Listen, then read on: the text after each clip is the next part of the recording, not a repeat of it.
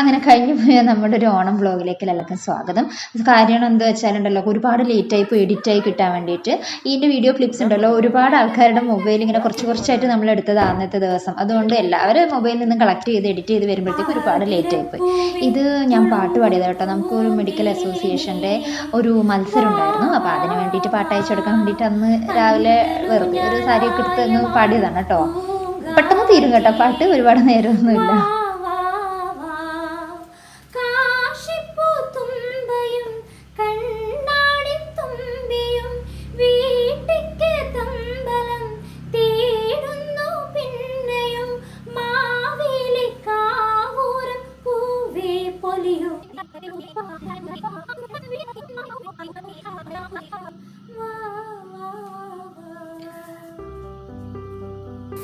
അങ്ങനെ പാട്ടൊക്കെ പാടിയ ശേഷം ഉണ്ടല്ലോ, നമ്മൾ ആ പാട്ടൊക്കെ അയച്ചു കൊടുത്തു കേട്ടോ. അതിനൊക്കെ അയച്ചു കൊടുത്തു. അതിന് ശേഷം നമ്മൾ വിചാരിച്ച് സദ്യ ഉണ്ടാക്കാമെന്ന്. അപ്പോൾ അന്ന് നോൺ വെജ് അങ്ങനെയൊന്നും ഉണ്ടാക്കില്ല. സദ്യ എല്ലാ കറികളൊക്കെ കൂട്ടിയിട്ട് സദ്യ. കാരണം സദ്യയുടെ ഒരു മത്സരം ഉണ്ടായിരുന്നു, ഏറ്റവും നല്ല സദ്യ ഫോട്ടോ എടുത്തിട്ട് അയച്ചു കൊടുക്കുന്നത്. അപ്പോൾ അതിന് വേണ്ടിയിട്ട് തകൃതിയായ എല്ലാ കറികളും കൂടെ ഉണ്ടാക്കിയിട്ട് സദ്യ ഉണ്ടാക്കാണ്.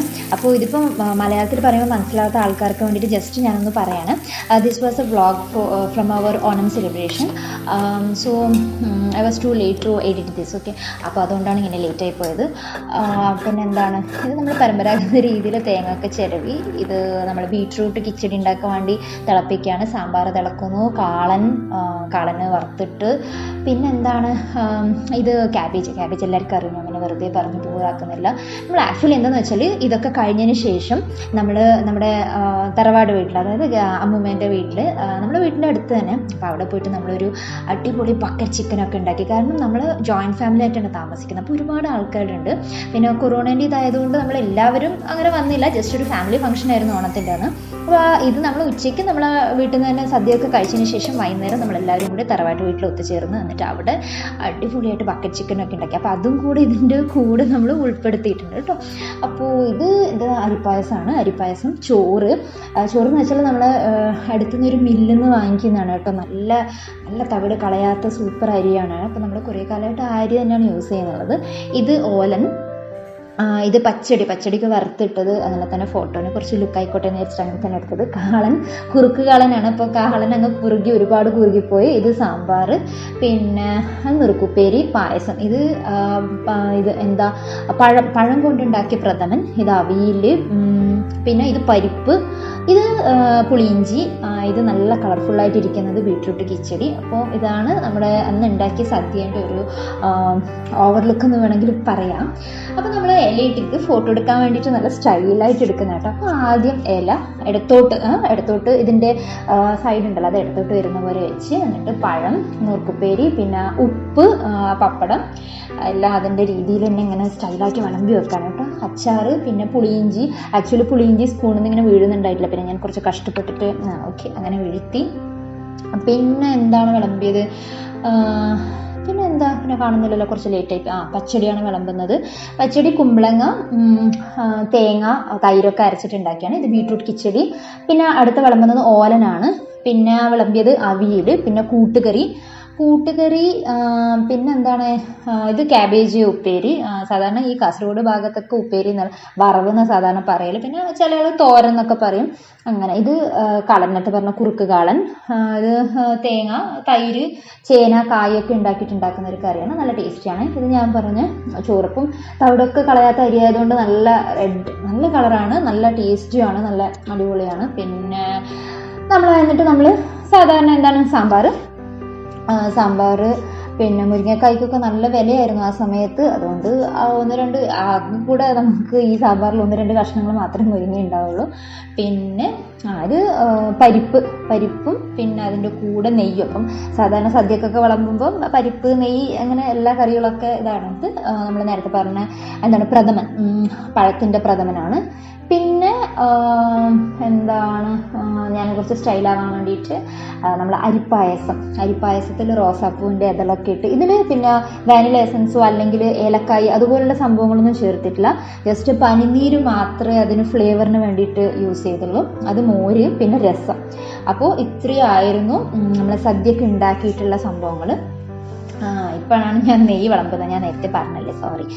അത് കഴിഞ്ഞ് വെള്ളം, പിന്നെ അപ്പോൾ തോന്നി വെള്ളം അപ്പുറത്ത് വെക്കണം, ഒരു ലുക്കില്ല ഫോട്ടോ എടുക്കുമ്പോൾ. പിന്നെ അങ്ങനെ ഞാൻ വെള്ളം അതൊക്കെ അങ്ങോട്ടും ഇങ്ങോട്ടൊക്കെ ആക്കി വെച്ച് അങ്ങനെ ഫോട്ടോ ഒക്കെ എടുത്തിട്ട് അയച്ചു കൊടുത്തു. അത് കഴിഞ്ഞിട്ട് പിന്നെ നമ്മളെല്ലാവരും ഭക്ഷണം കഴിച്ചു. നമ്മുടെ വീട്ടിലുള്ള എല്ലാവരും കൂടെ ഭക്ഷണമൊക്കെ കഴിച്ചതിന് ശേഷമാണ് നമ്മൾ നമ്മുടെ അജ്ജി എന്ന് പറയില്ല, അച്ഛൻ്റെ അമ്മേനെ അജ്ജി എന്ന് പറയുക, നമ്മുടെ വീടിൻ്റെ തൊട്ടപ്പുറത്ത് തന്നെ. അപ്പോൾ അവിടെ പോയി അവിടെയുള്ള നമ്മളെ കുട്ടികൾ, എൻ്റെ അനിയനും അനിയത്തിമാരൊക്കെയാണ്.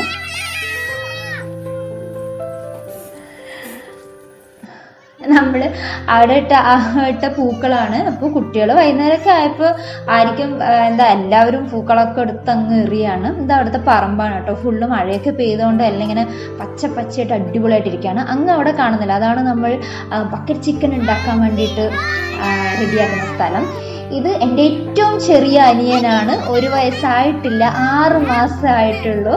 എൻ്റെ ഏറ്റവും ചെറിയ അനിയൻ, ഞങ്ങളുടെ ഫാമിലിയിൽ ജൂനിയർ കുഞ്ഞുട്ടനാണ് ഇത്, ഏറ്റവും ചെറുത്. ഇത് തിപ്പല്ലി. അപ്പോൾ അവിടെ കുറേ ഔഷധ സസ്യങ്ങളൊക്കെ ഉണ്ട്. അപ്പോൾ അതിനിടയ്ക്ക് വെറുതെ ഇങ്ങനെ പൂത്ത് നിൽക്കുന്നത് കണ്ടപ്പോൾ ഞാൻ ജസ്റ്റ് ഒന്ന് ഫോട്ടോ എടുത്തതേയുള്ളൂ. തിപ്പല്ലി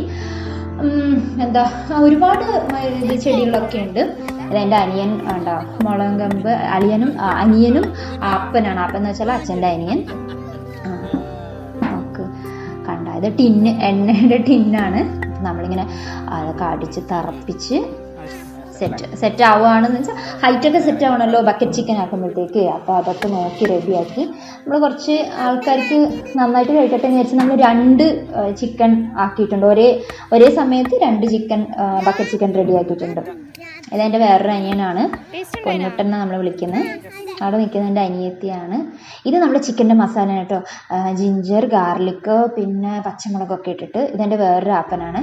അപ്പോൾ നല്ല മസാലയൊക്കെ നന്നായിട്ട് ഇങ്ങനെ മിക്സ് ചെയ്ത്, ഇതിൽ മുളക് പൊടി, മഞ്ഞൾപ്പൊടി, പിന്നെ ഗരം മസാല അതൊക്കെ ഉണ്ട്. ചിക്കനിനെ ഇതുപോലെ മസാലയൊക്കെ നന്നായിട്ട് പിടിക്കാൻ വേണ്ടിയിട്ട് നന്നായി വരഞ്ഞു കൊടുത്ത് അതിന് ശേഷം നല്ലതായിട്ട് മസാലയൊക്കെ ഇങ്ങനെ തേച്ച് പിടിപ്പിച്ച്. അത് രാവിലെ എല്ലാ ലേഡീസൊക്കെ സദ്യയൊക്കെ ഉണ്ടാക്കിയത് കൊണ്ട് ഈവനിങ് ആയിരിക്കും വലിയ പണിയൊന്നും ഉണ്ടായിട്ടില്ല. എല്ലാം നമ്മൾ അപ്പനും അങ്ങനെ എല്ലാവരും കൂടെ എല്ലാം റെഡിയാക്കി. ഇത് തേങ്ങയുടെ ചെപ്പ് എന്ന് പറയാം. അത് പിന്നെ കുറച്ച് വിറകൊക്കെ നമ്മൾ കളക്ട് ചെയ്തെല്ലാം സെറ്റാക്കി വെച്ച്. പിന്നെ ഇത് ആ നേരത്തെ തിളപ്പിച്ച മുളയുണ്ടല്ലോ, അതിന് നമ്മളിങ്ങനെ വാഴയില കെട്ടിക്കൊടുക്കുകയാണ്. കുറച്ചും കൂടെ നല്ല നീറ്റായിട്ട് കോട്ടെ എന്ന് വിചാരിച്ചിട്ട് വാഴയില ഇങ്ങനെ ടൈറ്റായിട്ട് കെട്ടിക്കൊടുത്തു. അപ്പോൾ കുറേ സജഷൻസ്, നമ്മളൊരു 3-4-5 ആൾക്കാരുണ്ടല്ലോ, അപ്പോൾ ഒരുപാട് സജഷൻസ് വരും, അങ്ങനെ കെട്ടി ഇങ്ങനെ കെട്ടി നിൽക്കുക. അപ്പോൾ പിന്നെ ലാസ്റ്റ് പിന്നെ നമ്മൾ വാഴയില മണ്ണൊന്നും അതിലാവാതിരിക്കാൻ വേണ്ടിയിട്ട് നല്ല നീറ്റായിട്ട് വാഴയിലൊക്കെ അടിയിൽ വെച്ചിട്ടുണ്ട്. പിന്നെ ഈ ചിലപ്പോൾ ഉണ്ടല്ലോ, ഈ ചിക്കൻ വെന്ത് വരുമ്പോഴത്തേക്ക് അതിൻ്റെ ആ വടി ഉണ്ടല്ലോ, അതിൽ നിന്ന് ചിലപ്പോൾ ഊർന്ന് താഴോട്ട് ഇറങ്ങിപ്പോകില്ലേ.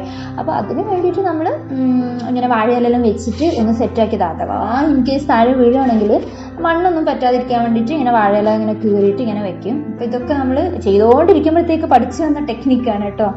അപ്പോൾ അങ്ങനെ ഓരോന്നായിട്ട് സെറ്റാക്കിയത്. എൻ്റെ അനിയൻ നല്ല മസാലയിൽ പരക്കിയ കോഴിനെ എടുത്തിട്ട് വന്നിട്ടുണ്ട്.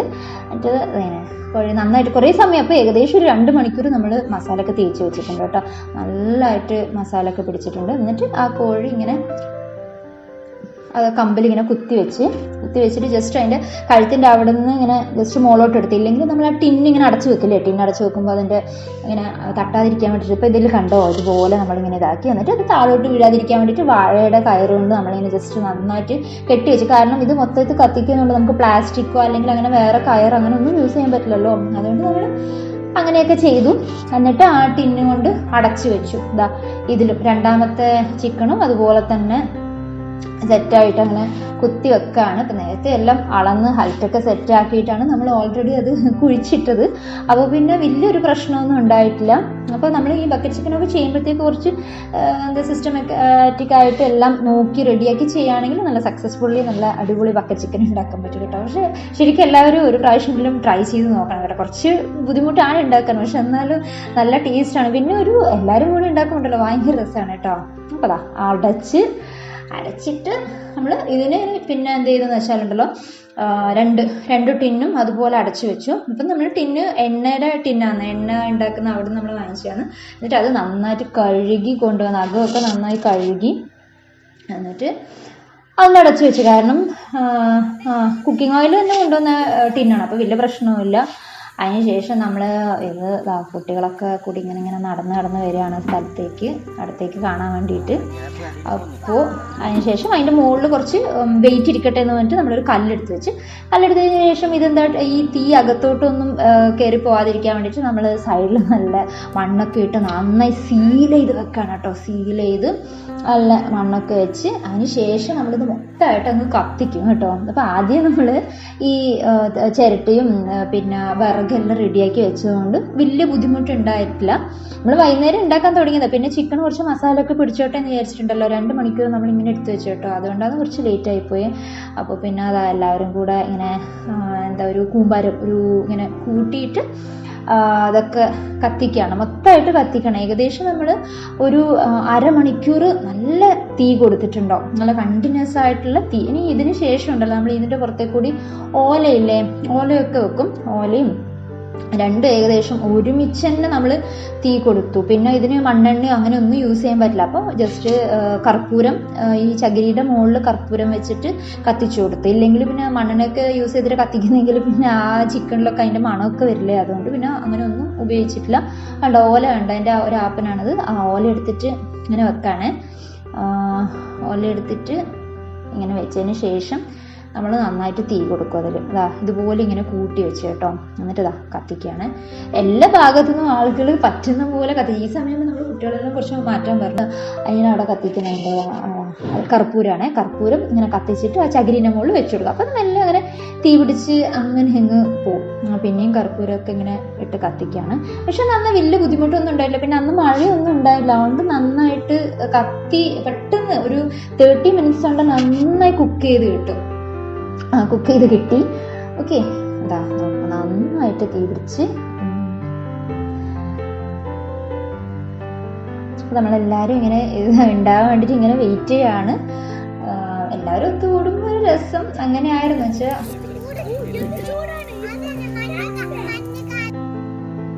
പിള്ളേരെയൊക്കെ നമ്മളിങ്ങനെ ദൂരെ ഇങ്ങനെ മാറ്റി നിർത്തണം കേട്ടോ.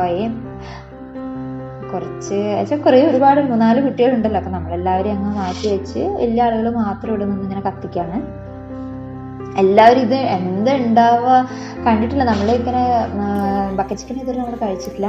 അതൊക്കെ കത്തി കഴിഞ്ഞു കേട്ടോ, മൊത്തമായിട്ട് കത്തി കഴിഞ്ഞു. ഇനിതാ അതിൻ്റെ ആ വെണ്ണീരൊക്കെ ഇങ്ങനെ മാറ്റുകയാണ്. വെണ്ണീര് മാറ്റി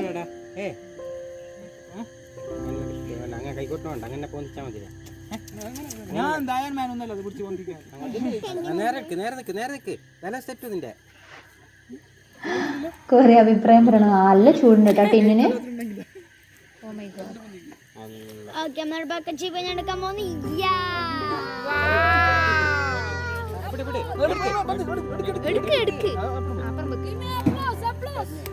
അതെന്റെ വേറെ അനിയനാണ് കേട്ടോ. അത് അപ്ലോസ് എന്ന് പറയുന്നത്.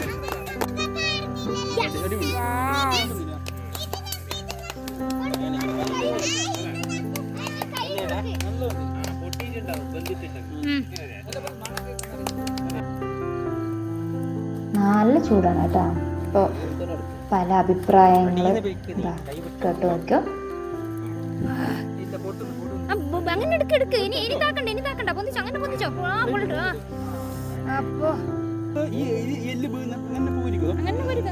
നമ്മളെ നേരത്തെ കയറൊക്കെ കെട്ടി വെച്ചിട്ടില്ലേ, അതുകൊണ്ട് അതൊക്കെ കട്ട് ചെയ്തിട്ട് ഇങ്ങനെ വാഴയില കൊണ്ട് അങ്ങനെ ചുറ്റി അങ്ങനെ എടുക്കണം. നല്ല പൊള്ളിയാണ് കേട്ടോ, പൊള്ളി. പക്ഷെ പെട്ടെന്ന് എടുത്ത് താഴെ വീഴാൻ പാടില്ലല്ലോ, അതതിൻ്റെ വേറെ അനിയനാണ് അത് കളക്ട് ചെയ്തത്. അപ്പോൾ നമ്മുടെ ബക്കറ്റ് ചിക്കൻ റെഡി ആവട്ടെ. അപ്പോൾ ഇത്രയാണ് നമ്മുടെ ഓണം സെലിബ്രേഷൻ. പിന്നെ കഴിക്കുന്നൊന്നും എടുക്കാൻ പറ്റിയില്ല. ഇത് കണ്ടപ്പോൾ എല്ലാവരും കൂടെ അങ്ങ് അറ്റാക്ക് ചെയ്തു. അപ്പോൾ നിങ്ങളെല്ലാവരും ട്രൈ ചെയ്ത് നോക്കണം. അപ്പോൾ എല്ലാവർക്കും നന്ദി, നമസ്കാരം. അടുത്തൊരു വീഡിയോ ആയിട്ട് വരുന്നവരെ താങ്ക് യു, ബൈ.